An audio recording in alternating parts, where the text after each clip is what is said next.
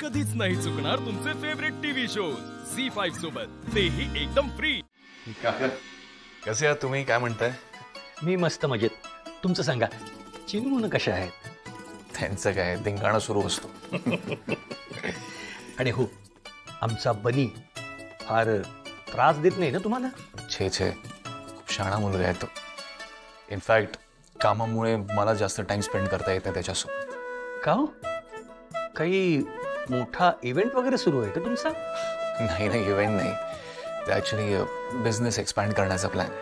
अच्छा अच्छा, म्हणजे नवीन काही सुरू करताय का? जाऊ द्या, तुम्ही उगाच बोर व्हाल। नाही आकाशराव, मी नाही बोर होणार। म्हणजे नवीन पिढीच्या नवीन मुलांचं काम कसं चालतं ना, ते ऐकायला मला खूप आवडतं। ओके बाबा, खरं सांगायचं ना तर हा ॲक्च्युली माझा ड्रीम प्रोजेक्ट आहे। आता आम्ही जेव्हा कधी कुठे इव्हेंट करतो तर जागा भाड्यावर घ्यावी लागते, ते महाग पडते आणि प्रत्येक वेन्यूचे काहीतरी लिमिटेशन्स असतातच, आणि मग आम्हाला प्रयोग करता येत नाही, म्हणून आम्हाला स्वतःची अशी एक जागा विकत घ्यायची। वा, चांगला विचार आहे। म्हणजे फक्त आता लग्नाचे आणि उद्घाटनाचे इव्हेंट नव्हता, आणखी काही इव्हेंट होऊ शकतील नाही? एक्झॅक्टली, म्हणजे वेगवेगळे मेळावे करता येतील, फंड रेजर्स ऑर्गनाईज करता येतील, आणि ज्या समाजासाठी चांगले काम करत आहेत त्या सगळ्या संस्थांना जोडून घेता येईल। वा वा वा वा, विचार तर खूपच चांगला आहे। पण आता मुंबईत एवढी मोठी जागा घ्यायची म्हणजे त्यासाठी खूप मोठं भांडवल लागेल नाही का? तिथेच तर रडलंय सगळं। नाही पण इन्व्हेस्टर्सशी बोलतोय मी, होईल काहीतरी। हो, नक्की होईल, नक्की होईल। आमच्या शुभेच्छा तुमच्या पाठीशी आहेत आकाशराव। थँक्यू बाबा।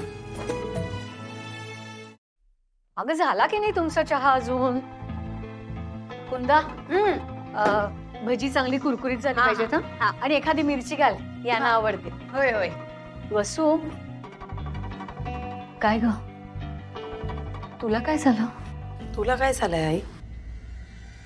तू आणि बाबा, तुम्हा दोघांना काय झालंय? कसलं टेन्शन आहे एवढं?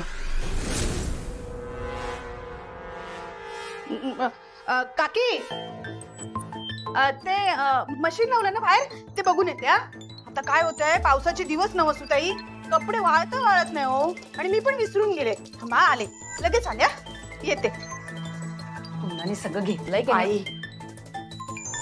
काहीतरी विचारतीये।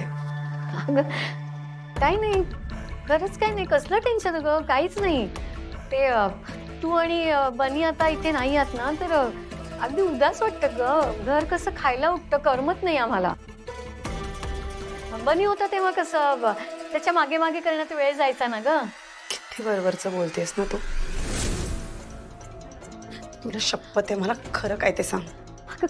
काहीतरी काय वेड्यासारखं सांगितलं ना, काहीच नाही झालं। का रडत असतेस, सांग ना। आता नाही रडणार, मग तर झालं खुश। मला तो डबा काढून देतेस का जरा? माझा हात दुखतो। बघतेस काय, दे ना, हात दुखतो माझा, दे। झी5 ॲप डाउनलोड करा आणि पहा सर्व एपिसोड्स एकदम फ्री।